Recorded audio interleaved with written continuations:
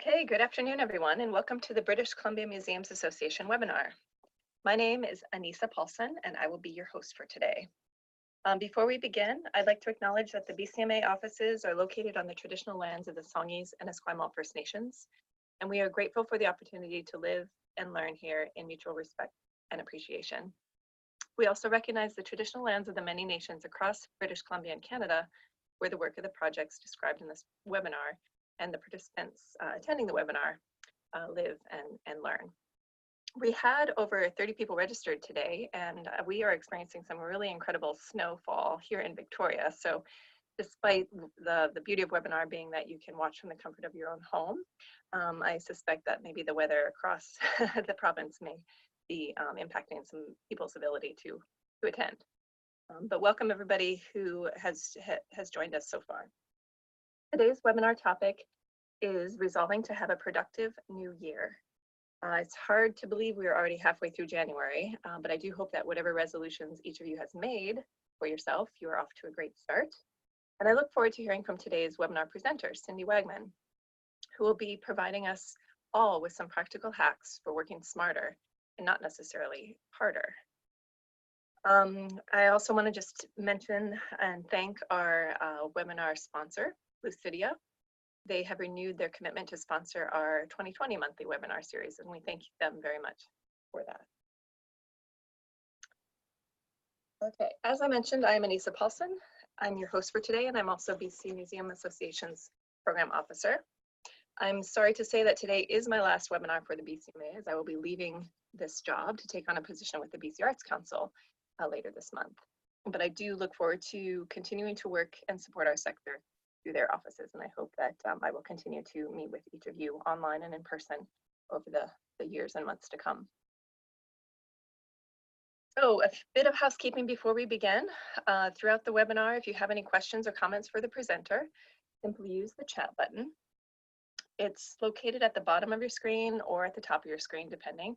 It may be hidden, so if you hold your mouse either at the top or the bottom of your screen, the feature menu should emerge, and you can feel free to type into the chat button or in the question and answer area as well. If you are having trouble hearing me or anything like that, feel free to call the office for help or send me a text, and I will do my best to help you. Okay. So this month's webinar presenter is Cindy Wagman, and Cindy is the president and founder of The Good Partnership, which is a values-driven, social justice-informed consultancy that is working to unlock the potential of small Canadian charities through fundraising and systems support. Cindy and her team at The Good Partnership work specifically to support small organizations who have limited resources and competing priorities, and she understands how to maximize effectiveness with limited resources. Cindy is also the host of the Small Nonprofit podcast, which is Canada's #1 podcast for charities. If you aren't already familiar with this podcast series, I encourage you to look it up, and I will be sure to send along the link in a follow-up email after today's webinar as well, so that you can continue to connect with Cindy through that podcast. So I'm very excited to have you with us here today, Cindy, to Thank share you. practical hacks. And now over to you. Excellent. I will stop share and you can go ahead. Excellent. All right. Thank you for having me. I am really big on participation. So let's start, if you can find that chat box, and just let me know your name and your organization. That would be awesome. And I just want to know you're all here, we're paying attention, and I love learning who everyone is. And before we get started, I know there was a question about slides after. Anissa, what's the status with that? Do people get these? Yes, we are recording the webinar live, and we will make the recording available to all BCMA members. It will be housed on their member portal, but also anybody who is registered for the webinar today will receive the direct link to the recording. Excellent. So yeah. Amazing. And I see Darcy and Natalie and Tina, Zena, Anna, Julian, awesome. So nice to have you all here.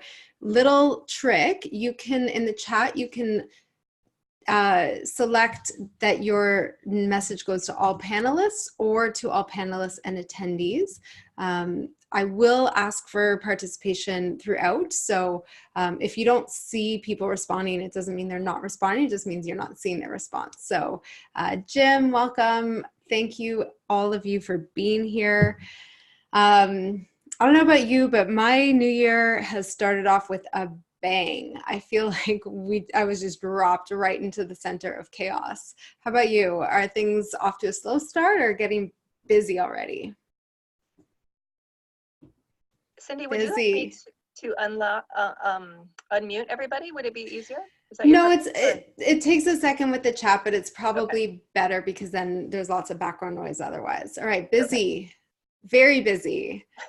Yeah, it's crazy. I don't know what's going on this year. It used to be that January was downtime for a lot of organizations, but that's not the case anymore.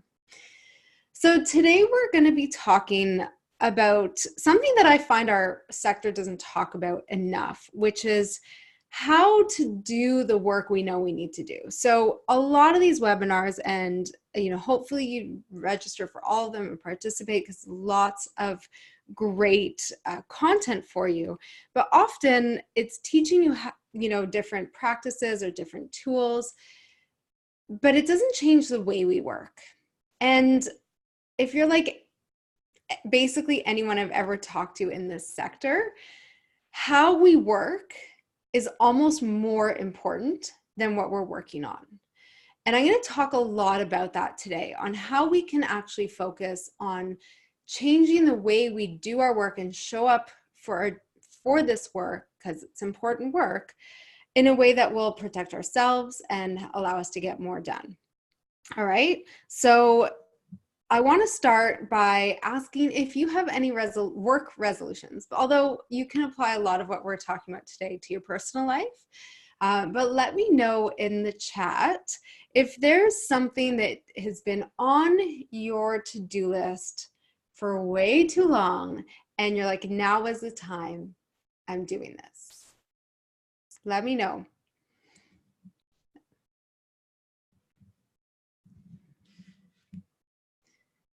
It's always an awkward silence. Organizing your family photos, love that.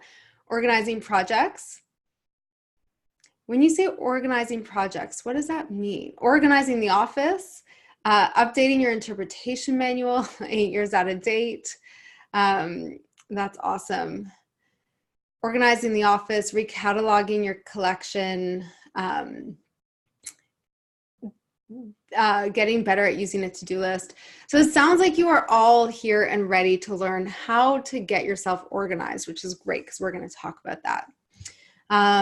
Initiating more collaborative projects in the office. So a lot of this we're going to talk about is organizing, but I think the goal of organizing is ultimately to be able to do our work more or better or more effectively. And so having that sort of time and space and feeling like we are organized to give us some breathing room. So let me know in the chat. Sorry, I'm going to ask all of you to participate a lot today. But let me know in the chat if that sounds, just say yes or no. Like, does that sound like you? Yes, lots of yeses. All right, so the first thing I want to talk about is that success comes from taking consistent actions. It's not about what you do, but so often it's about doing something regularly. Okay, so we can do something once, like a great project or something like that, but when it comes to our day-to-day work, where we start to see things take off is where we can build consistency and regulation into our work so that we're changing our habits and how we're doing things so that it's not a one-off success, but actually baked into our long-term success. And this is exactly what habits are, right? Habits are how we show up and do the things that need to get done, or sometimes our habits are not doing the things that need to get done. And we're going to talk about that. And I love doing this right now around New Year's because we're all making New Year's resolutions. But I mean, I personally never make New Year's resolutions because I never follow through on them. And I think that that's something that comes up again and again for everyone, but especially in our sector. So we always have these grand ambitions, and it's easy to say we're going to do something, but we never show up and follow through. And there's so many reasons for that. But one of the biggest reasons is that our brain doesn't want us to. So today, here's what we're going to cover. We're going to talk about how to master change, actually how to understand neuroscience to work in our favor.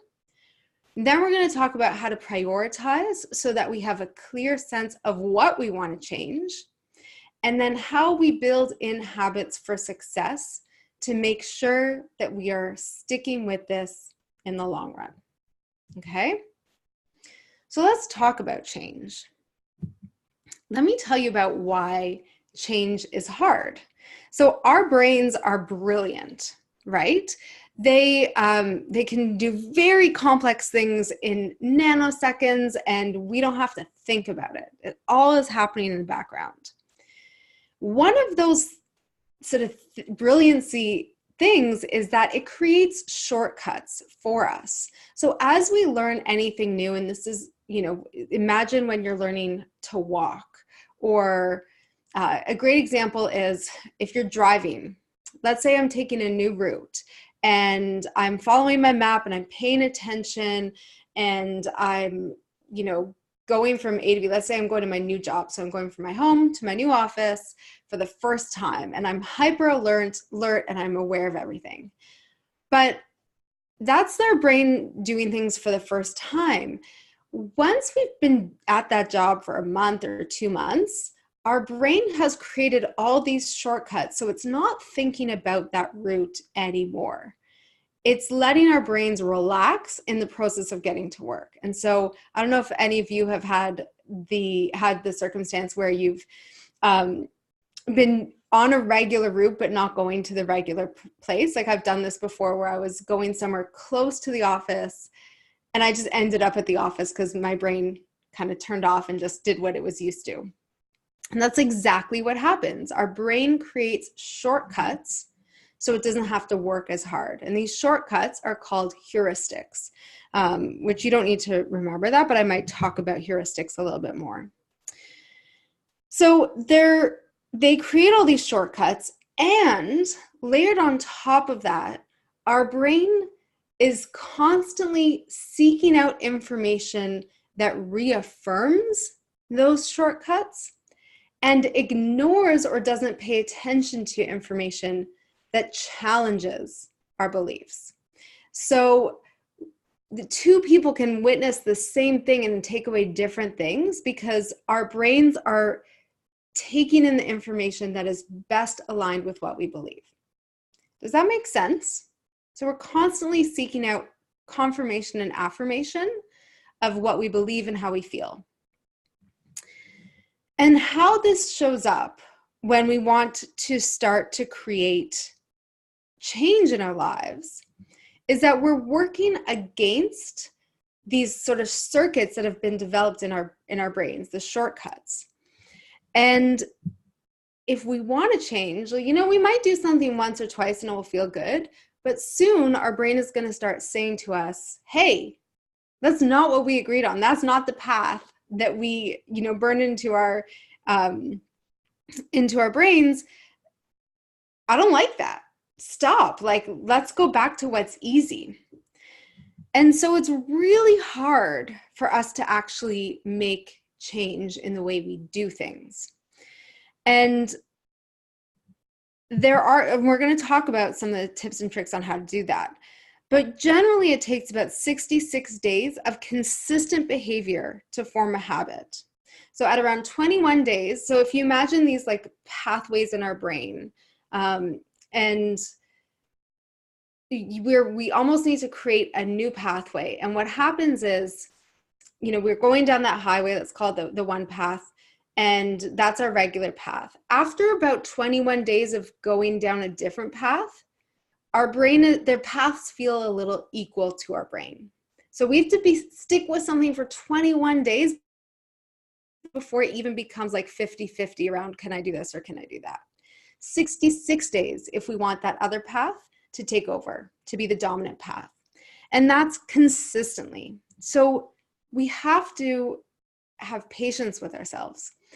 And also what happens is when we start to rewire and create those new paths, there's a period when we feel really good. It's a bit of a wave. So at the beginning, we are like, oh yeah, I'm off to a great start. I feel good. At around that 21-day mark, our brains are like screaming at us, what is going on? You're confusing me. And it starts to feel really bad. It starts to be exhausting and we get into a slump. And so we need to stick with things to get through to the other side where then it feels good and easy to do the things that we want to do. Okay? And so I want you to take each day at a time, one day at a time, and focus on baby steps. Again, the most successful change will happen when we build these habits, and habits are repetition, right? Rewiring our brain. So the other thing is that I want you to reward yourself when you do have success. Basically, it feels good when we do the things that we're used to doing. And so we need to create sort of a reward that gets triggered when we do the things that are hard for us to do.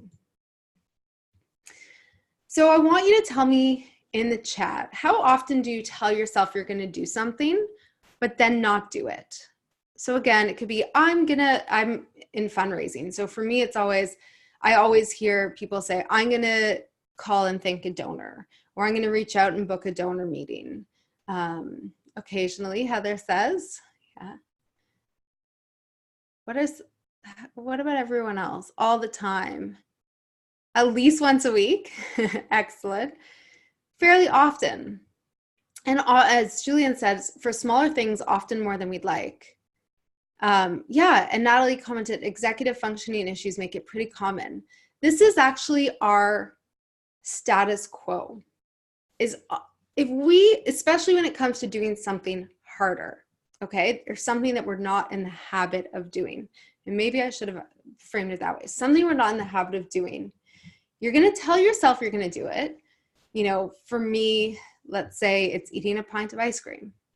And I love ice cream and it feels really good to eat it. And some days when my kids are just really exhausting, I'm like, I just need some ice cream at the end of the day. And I tell myself, I'm not going to do it.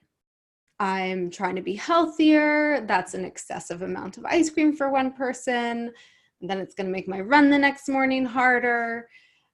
And if I just leave it at that and I'm like, I'm not going to do it, half an hour later, I'm sitting there with a tub of ice cream.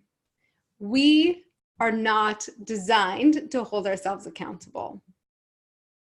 But when I tell someone else I'm going to do it, there's a 65% chance that I will actually follow through. So this is me saying to my husband, hey, I'm not doing it. I'm not eating that tub of ice cream. But here's what happens when I tell him, and he's going to say, okay, but I'm going to, when I come to bed, I'm going to check on you and, you better not have had any ice cream. The chances that I fulfill that go up to 95%. So 95% likely that we will be successful in doing something, that we'll be accountable if we tell someone else we're doing it with a deadline for them to check in on us. That is so powerful. I don't know why we aren't using this more. It's amazing. So we're going to, at the end, I'm going to talk to you a little bit more about accountability, but you can look for accountability buddies in your organization or amongst each other and figure out ways to connect with someone who can help you focus on the change you want to prioritize. So then we have to understand, what do we want to prioritize? What's important to us? Have any of you seen this Eisenhower matrix? So it's pretty cool. No, excellent. Lots of learning. Excellent. Some of you have and some of you haven't. But basically what happens is in small organizations, especially in our sector, we tend to work a lot in what's urgent, right? So these are things that feel like they need to get done right away. There's not a literal fire, but a figurative fire to put out. Something has happened, or there's, a need for someone to intervene or connect with, to do something that feels urgent, that it has to get done right now. Okay, this means it's urgent and important. And this, can you see my mouse? Just tell me yes or no. Yeah. So this is stuff that needs to get done today. And this is stuff that feels urgent, but it's not actually that important. So we'll talk about some examples. The other part are things that are important, but not urgent. Oops, sorry. And this is things that we often need to make time for, but we're really bad at doing that. It's very difficult for us to get these things done. And then here are things that the reality is we probably shouldn't be doing, period. But sometimes they have to get done, or sometimes they really don't. And we're going to talk about that. So does anyone have examples? Does anyone want to share an example of something that is they have to do, like they have to do it today, that comes up for you in the museums? I'll give everyone a second to type. Grant applications, 100%, especially if with looming deadlines. And there's a lot at stake with those. Marketing deadlines, printing programs, checking emails and phone messages. That's an interesting one because I'm going to talk about that later. Contacting volunteers, planning displays, preparing for exhibits, opening for the public on time, for sure, depending also on how big your staff and volunteer team is. Like sometimes you'll have, people who need a little bit more support, like visitors and guests who need a little more appeasing or support from management. There's lots of deadlines in your work, right? Lots of deadlines. And so often we wear multiple hats where we're managing lots of different things and they're all competing. What's something that's important, but that you never get around to doing it? I mean, we talked about organizing, but tell me about and someone earlier mentioned sort of cataloging. What are some other things that are important but not urgent? These are the things that have been sitting on your to-do list for the past 6 months that would be really nice to do and would actually make a really big difference for you, but that you still haven't done. Give everyone a second before the responses come flooding back in. And let me know if you can't think of anything, because I'll push you to think of something. Here we go. Woo. So contacting other museums and cultural organizations for partnerships, that's a great one. Cataloging incoming items and backlog, organizing a little reference library. You've done 3 shelves and there's one left. Succession plan. Oh my God, that one's huge. In fundraising, often it's also things like creating a planned giving program, relocating artifacts to new home locations, preparing mailing lists, right? These are all the things that would actually really make a difference. But we are so busy in here that they kind of sit here on the side. Not important. Are there things that you're doing that really are not the best use of your time? So I'll give you an example. I run a business. One of the first things I hired out was a bookkeeper, because I can tell you it will take her a quarter of the time, and my time would be better spent doing pretty much anything else. What are some things, or some small organizations just struggle because you get pulled into shifts because you're a small team and someone calls in sick? But what are the things that you're spending your time doing, but that you're way overqualified for? or that you're not an expert on. I'll just give everyone a second. I know typing takes a while, and the response. Maintenance, hanging pictures, for sure. Right? In small organizations, we do everything.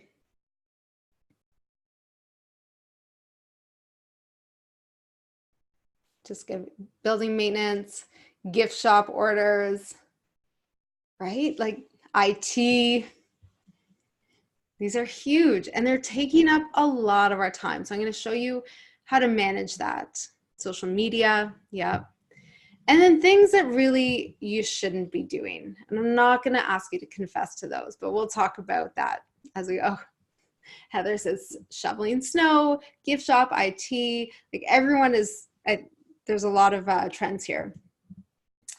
So, sorry, I just walked through these things in detail. So we're going to talk about then how we manage our time and build our habits to be more successful within those quadrants, okay? So the first thing is knowing what we're spending time on. Okay, so I want you to start tracking. It can be in a notebook. It can be, I have a tool called Toggle, TOGGL.com, I think, where you can start to get a sense of it. And I just want, you can either write down like what you're working on, but I want you to clearly indicate which quadrant you think it falls into, so that you can look back at the end of the week or month and say, okay, I spent like 50% of my time in the urgent and maybe like in the do and maybe 40% in the delegate and no time in the important, or maybe you're actually doing a lot of important work, but you're not recognizing it. So I want you to start by tracking your time. So this is Toggle, the tool I told you about. And it's really like you hit start and stop and you can label everything. But if you want to own your time, you have to know where you're starting. And when we talked about celebrating successes, this is a big thing. If you can measure before and after, you can feel really good about the progress you're making. The other thing I want you to sort of acknowledge or track or what are your highs and lows. So for example, I work really well in the morning. I have colleagues who work really well at night. We have some people work really well right before lunch. Some people need a nap right after lunch, right? Like we have to understand our own natural rhythms and then also pair that with our organizational highs and lows. So we have a sense that like, opening night of a new exhibit is busy and there's lots going on. So how do you build in some lows right after that to give yourself some space? Okay, so the other thing I want to talk about is multitasking. So who here thinks they're a good multitasker? Let me know in the chat, just yes or I am or I'm not. Nope, yes, no, mostly, sort of, kind of. So I want to show you what happens when we multitask. So I'm going to just draw a little thing here for you. Okay, let's say this is a desert island and this is mainland. Excuse my terrible drawing. Also, I have an injury, so my hand's not working that well. So we're here. Hi. And we need to get here. What happens when we multitask is I'm going to build a bridge here. Maybe I'm going to start constructing a little boat here because I think that might work. And oh yeah, I forgot about this tunnel. So I'm going to start digging a tunnel here. Oh, but let me come back to the bridge because, I have some time or I'm thinking about that, or, there's a tab open that's telling me to keep building my tunnel. And I'm distracted by a really fancy new sail for my boat.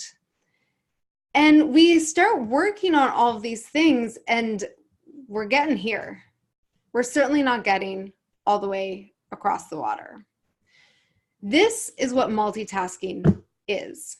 It is basically trying to do all these things and not making significant progress with any of them. Okay, oops, let me see how I turn off this. I'm not used to drawing on these. Okay. So this is what it looks like. Oops. Anyways, I'm going to start drawing because I don't know how to turn that off. This is what it looks like when we work on one project. 100% of our time and focus is dedicated to just that thing. So let's say we call these minutes. We have 100 out of 100 minutes to get that done. If we add a second project and we start multitasking, we lose 20% to just our brain refocusing. It's called context switching. So then we have 40% to work on this project and 40% to work on this project. If we add a third project, we lose 40% to context switching, and these each have 20%. You can see the trend. The more we add, the less we actually are spending time on meaningful work. So if you're trying to run around doing 5 different things, which I'm guilty of sometimes too, but generally speaking, you want to be working in this way. Okay, does that make sense? Let me know in the chat. Imagine if 80% of your day is basically nothing. That's what happens here. It's kind of crazy. All right, Natalie asks, what about when you have to switch between tasks because you rely on an external factor? I'm going to talk to you about that. I actually think emails and calls are not as important as we make them out to be, and I'll go into that in a little bit. Tammy mentioned the context switching is often induced by other staff or volunteers. We're going to talk about that too. Brian, what if the projects are due at the same time? It is way faster. You'll probably have time left over if you start one and finish it and then move on to the next. So I'm going to talk about that, okay? I'm going to tell you how to get working like this.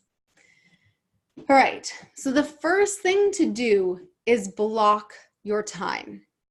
And this is really literally taking in your calendar and saying, I'm going to work on this, or I have meeting, like make sure everything that you want to do has time scheduled in your calendar. And what you can do is block times for productivity. All right, so the first thing is understanding that if you protect your time, you're less likely to lose it to things that come up, okay? And once you do that, I want you to block out 5 hours for important work a week, okay? So this is the work that's on that important but not urgent category. If you could claim 5 hours a week to do that, how far do you think you could go?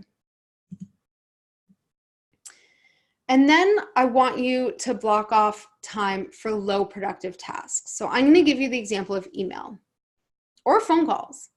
This happens, so my company, we have a policy where we don't work in emails, okay? So at the end of the day, I usually go through and clear out my inbox, but the rest of the time I scan for things that come up, but I only reply if it is legitimately urgent, like cannot wait for 24 hours, okay?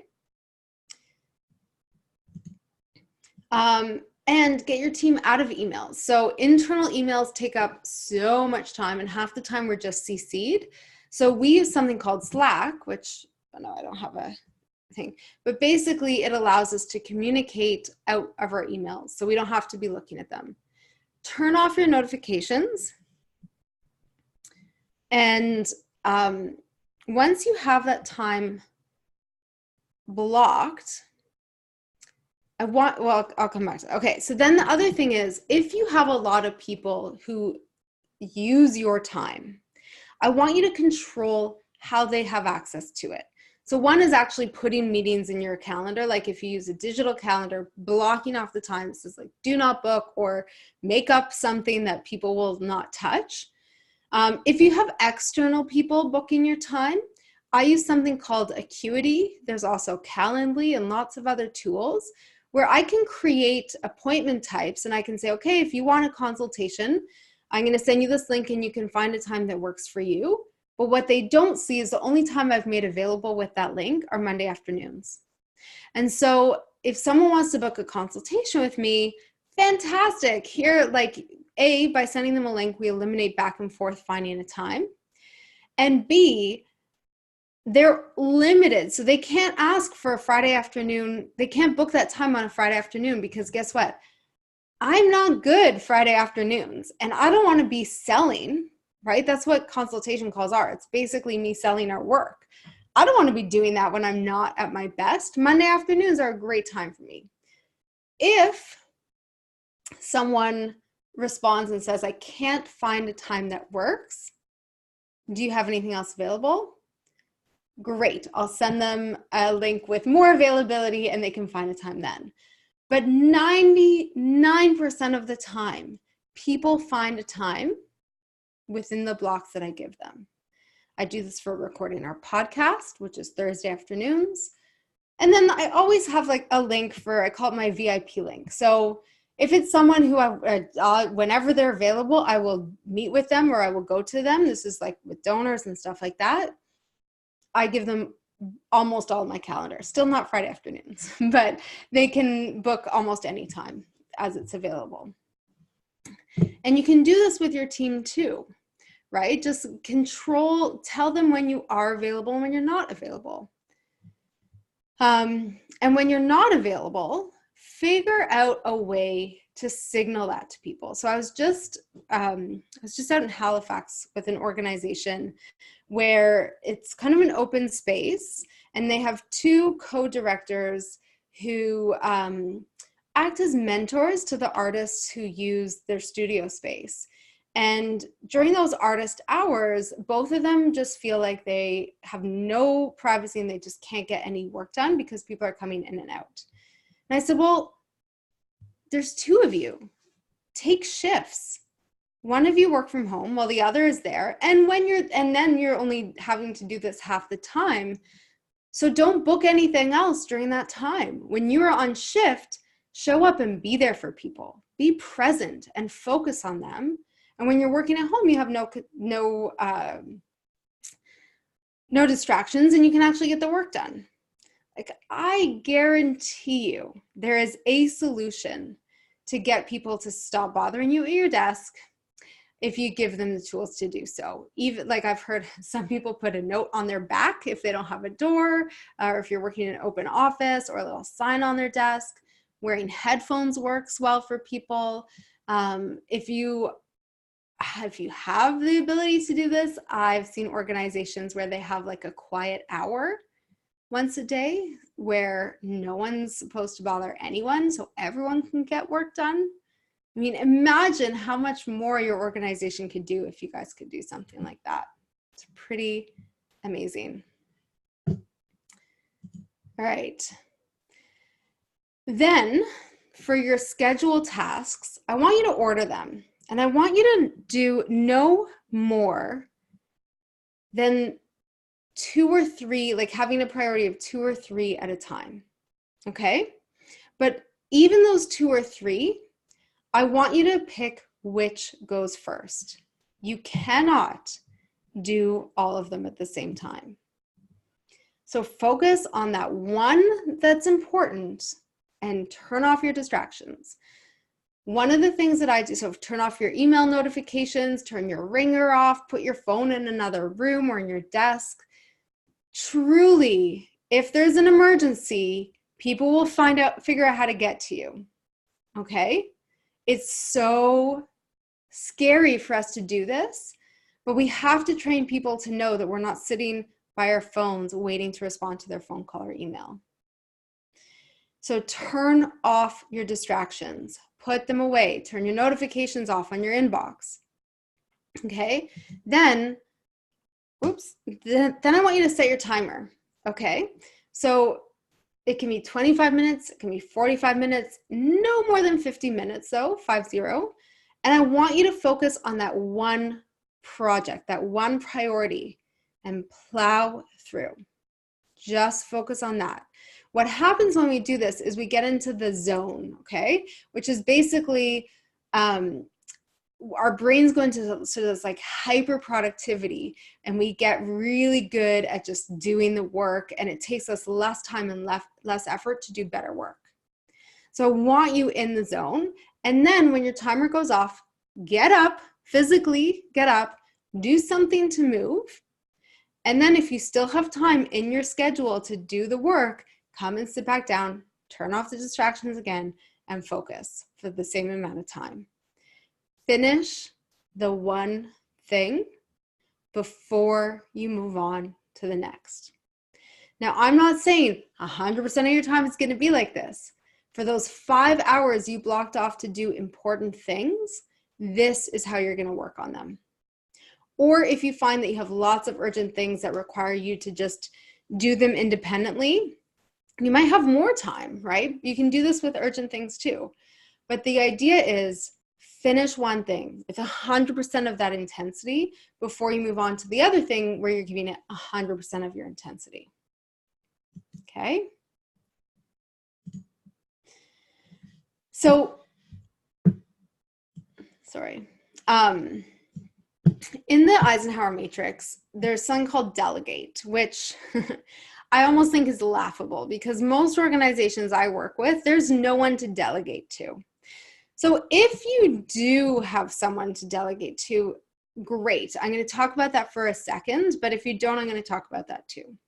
So if you have someone you can delegate something to, oftentimes we get overwhelmed by the thought of delegating, right? It sometimes feels like it's more of our time and more of our energy to teach someone else how to do something instead of us just doing it on our own.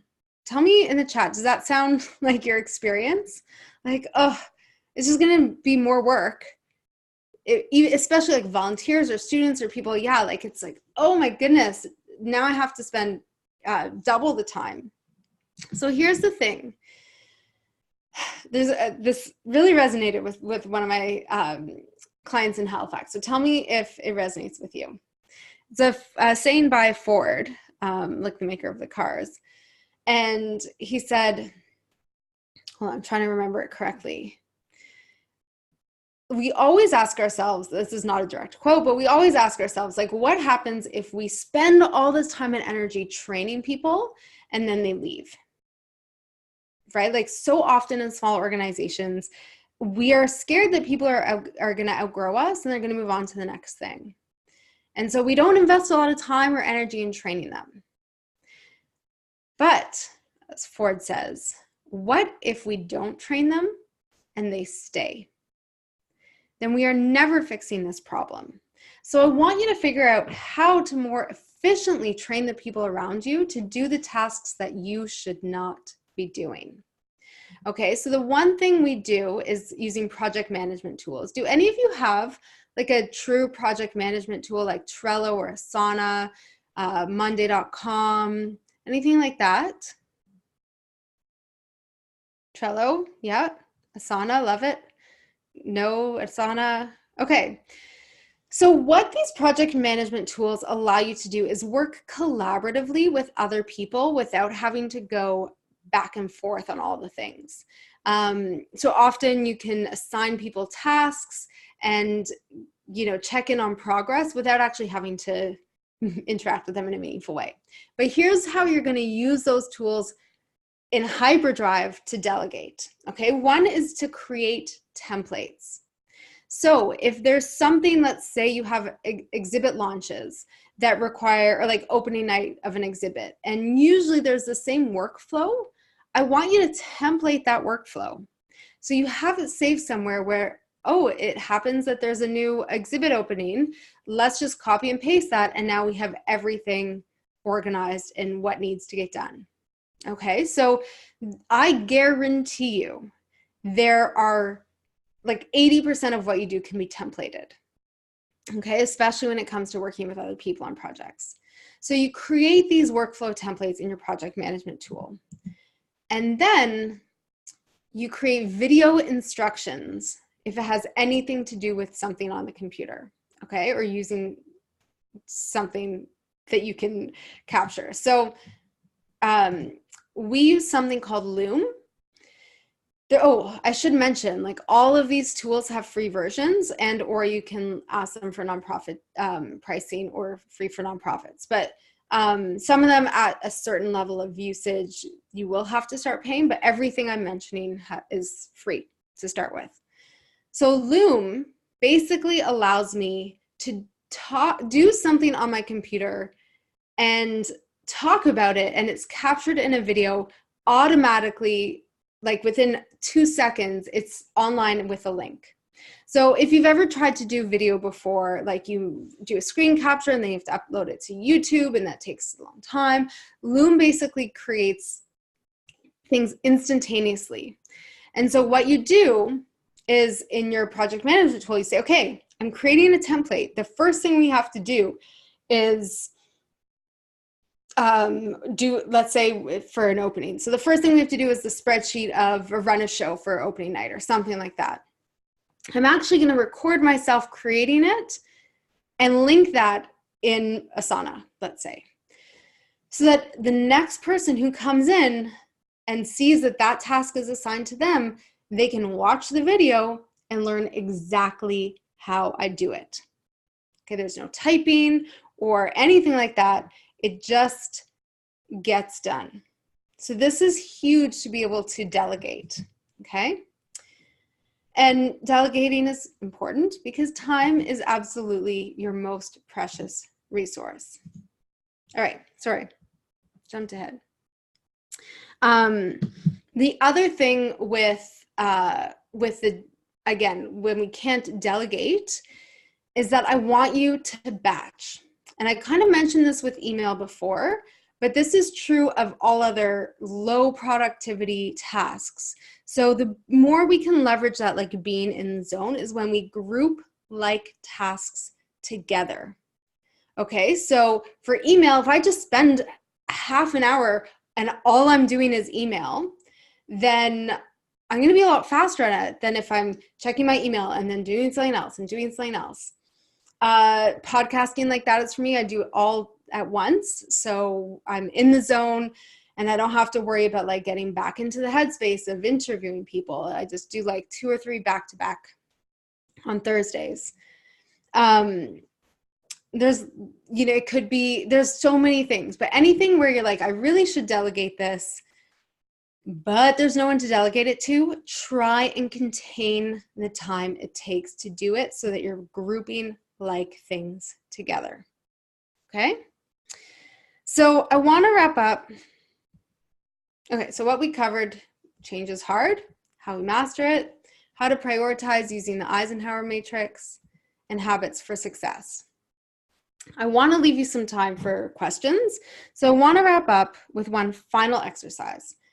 As I mentioned before, it is so helpful to be able to have someone check in on you with accountability. So what I've created is an online form where you can right now put your name and email and the one thing that you want to start and finish in the next 2 weeks, and you will get an email from me in 2 weeks from now, and I will check in and see how you're doing, and I will ask you to reply, and I see these emails, and I will, if you have any questions or need any support, I will reply with that. All right, so I feel like we covered a lot. I'm going to stop share. Hold on. And I'm going to turn my video on. Oh, I can't start my video because the host has stopped it. So I'm going to turn that on for you. Perfect. Hold on 1 second. I always like to see people, or I like people to see me. I don't know what that means. I'm just going to, in the meanwhile, put on our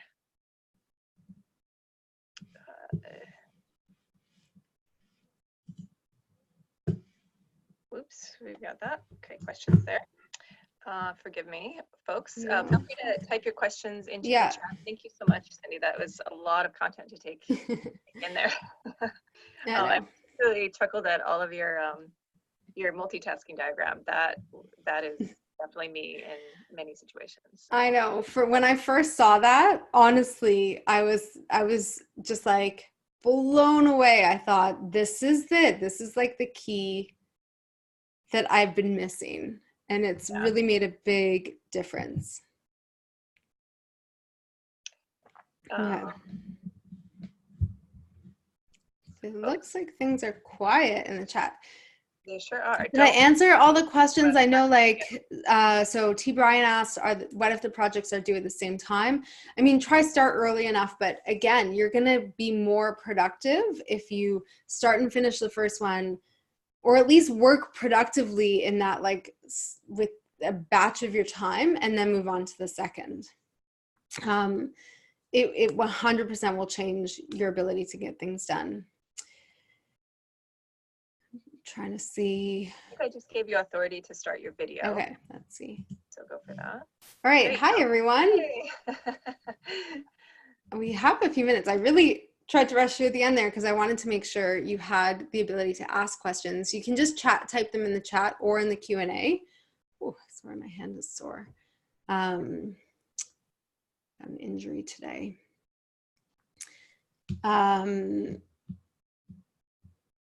Yeah. I was going to just ask one, if you don't mind, Cindy. And I mean, you kind of, I know it's probably on everybody's mind,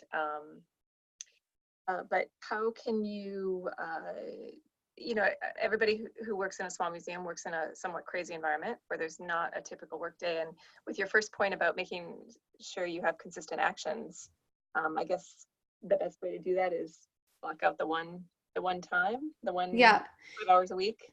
Yeah. So again, like, I'm not suggesting 100% of your time is going to be like this, but if you can find 5 hours in your week, and that could be 5 hour or like 5 hours simultaneously in one day, or it can be an hour each day, it can be 2.5 hour sessions.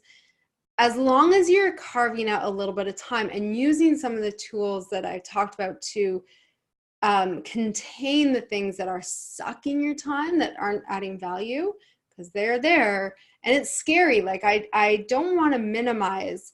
It's really, when I started not checking my email as much, I had an out of office set, and it really literally said, we don't check email throughout the day. If you need me, you can reach me. Here's my cell phone number. Otherwise, please allow 24 to 48 hours for me to reply to you. Interesting. I had so many people ask if they could copy that email. I never had a complaint, but I had lots of people say, that's amazing. Can I do that? So for 3.5 years, I had that for reply to every single person who emailed me. Now I don't, because people typically know that's how we work. But my team still has it on their emails. And again, like, I'm working with paying clients in the same way that you guys have donors and patrons and, you know, people emailing you all the time. It is scary, but holy, it works. And it's a big one. Okay. West Bank Museum asked, do you have tips for people who work alone and how they can be more accountable to themselves and their projects? So find an accountability buddy. My first job in, like, the real world, my first professional job, I was the only fundraiser in a small organization, and most of the people around me didn't really know fundraising. And so what I did is I actually met, like, a fundraising friend, and we kept each other accountable. So the benefit of you being part of this association is that I guarantee you there's other people who are working alone, and you can support each other. Other things like co-working spaces help some people, but not everyone. I like working from home because I really feel like I get in the zone, but everyone's different. So find what's gonna work for you, and definitely turn off distractions. Close your door if you're thinking about, oh, I need to do the laundry and I need to do this. So turn off distractions, shut the door, set your timer, and focus on that. But I really think finding an accountability buddy is valuable. So make a friend. that sounded glib, but you know, find someone who can, who gets it and, you know, who can keep you accountable. So, and who you can keep them accountable. That wasn't a proper sentence, but you know what I mean. Tammy says, one of my biggest challenges is seriously underestimating the amount of time a task will take. So yeah, Tammy, definitely start tracking your time. And you'll start to see, so do all the other things. So you're trying to contain it and get more focused on being more efficient with your time, but also start tracking it, because guaranteed a lot, like 90% of what we do during the day is repeated at other points in our work. So the more you track, the more you can anticipate. Does that make sense? Will you link to all the programs, tools you mentioned? Yeah, I can send a summary that can go out with the recording of this. Okay, thank you. We can work on that. I don't know if you saw the question come through the Q&A box, but T. Brian also had a question there. Okay, and then Natalie also asked one. Okay, so what is the best approach to managing interruptions that take you in a different direction? Something that needs to be done right away in an open office. So I'm going to ask you, I'm going to answer the other question. And while I do, I want you to actually tell me what an example, because you can tell it in the chat or do it in the Q&A, but I need a couple examples to be able to answer that effectively. Okay, so Natalie, you're autistic, and the concept of turning off distractions is nearly impossible, because if the music is off, you hear the electric lights or the computer fan. Do you have an advice for working around distractions that other people don't hear or notice? So I'm not an expert, and I certainly don't know how you experience things. So if I'm off base, I do truly apologize. But would something like white noise, so that if you have headphones where you have something like white noise going, and then you can block out the on ups and downs and ons and offs of all the other things, like, is that an option? I mean, that's something that we've done. There's also something called brain.fm, and it plays background music that's supposed to enhance your productivity. So I don't know if that would work for you, but tell me if you think it will or won't, and I can certainly brainstorm some other things with you. All right. Okay. So an example of an interruption would be a museum visitor or gift shop customer coming in. So you're the only person, so you have no choice to be interrupted. So that is, yeah, so I would block that time as like, is that not all, like, is 100% of your time like this? Or are you doing shifts where at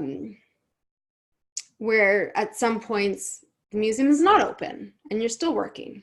Sorry, I always ask a lot of questions because the answer usually depends on your circumstance, right? Okay, so Natalie replied, if I'm working in the back, using familiar music can work, but I have, so if you have work at the front, it would be a challenge. So this is, I actually think, quite similar to what Heather is saying. So again, if you know you have to work, let's say at the front or in the gift shop or something like that, where you know you're going to be distracted, that's probably not the best time for you to schedule important work. So is there, and I'm genuinely asking because I don't know the answer, are there times when you are working in the back, or you're not on shift but you're still working, where you can carve that time out to do important work? So maybe you're doing your emails where, you know, something that's low value add and more sort of like less focus required to do that. So Heather, all the time, you're 100% of your time you're on, like, on the floor, I'm going to call it. 1 hour, usually after your lunch.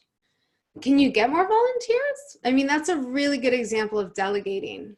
And can you use some of the tools we talked about to train your volunteers, so that takes less of your time, or train a group of volunteers.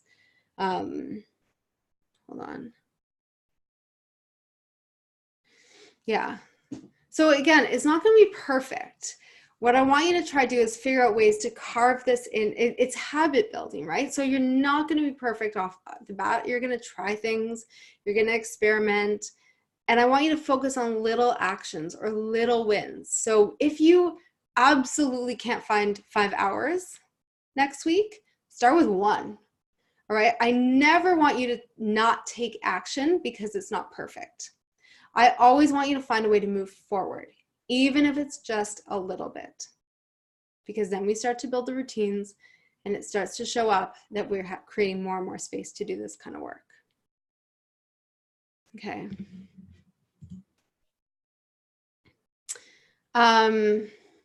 Yeah, so T. Brian, you have trouble prioritizing, and so you feel like the interruptions need to be attended to right away. I would take some time and really start to pay attention to, even keep a journal of what those interruptions are, because my gut, could be wrong, but my gut is telling me that they're probably not as important. And sometimes we like to, if we're not in flow, we actually like distractions because we don't really want to be doing our work. I don't know if that resonates with anyone, but certainly that happens with me sometimes. And so it's really like, really start to evaluate what's important and what's not important. And it can be as simple as keeping a journal and tracking that. And what are the things that you find like you welcome interruptions with? So are there things that you're doing where you're almost like looking around for distractions? And I would ask yourself why, and is that something you can delegate or train someone to do or get a volunteer in to do? Because if you're doing stuff and you're not enjoying it, or you don't feel like it's it's not something that you specifically are adding value around, then I'd be looking for distractions for sure. I don't know if anyone else has that experience where you're like, really don't want to be doing this, and so I'm going to take way longer to do it, or I'm going to check my social media, or like look around, is anyone in the museum that I can talk to? So I don't know. Again, I'm not saying specific to your situation, which I clearly don't know, but I would really dig a little bit deeper into that. Okay, well, thank you so much, Cindy, and thank you everybody who's been so active in the chat box and in the question and answer. I really appreciate it. As do I. Yeah, so that was well done getting everybody engaged there. I appreciate that. Sure. So again, everybody, and thank you to everybody who is joining us today, and thank you to Cindy. As I mentioned before, the webinar has been recorded and is being recorded, and we will make that available to all BCMA members through the member portal, and I will also send out the direct link in a few days when it's ready to everybody who's registered. And we'll also send out the link to the podcast that Cindy does, I think, and also some of the other direct links to the accountability sign up that you have on your website. Yeah. Some other tools that you had mentioned throughout the webinar. Yeah. I'll send you a PDF with all the tools that we covered. Terrific. Thank you so much. And Cindy, you can keep an eye out in your mailbox for a BCMA mug to come your way. One too for your as an appreciation for giving your time for this webinar today. Thank you. And then for everybody else, just please consider joining us next month for 2 webinars in February. February 12th, the State of Heritage and its Future. Paul Gravat from Heritage BC will be discussing this important topic in advance of Heritage Week. And then on February 26th, we have partnered with Destination BC for a webinar on Grow with Google and how to use the free products that are out there. And this webinar is again geared to people working in small organizations. Remember, if you have any suggestions for future topics or wish to present one yourself, you can email us at the BCMA. And we'd love to know what interests you. And then a reminder in your inbox, hopefully it won't be too much of a distraction, but we will be sending you follow-up feedback survey about this webinar, and we look forward to hearing your thoughts specifically about this webinar as well. All right, well, thank you all very much, and we will look forward to seeing you again online in the future. Take care, everybody. Bye for now. Bye.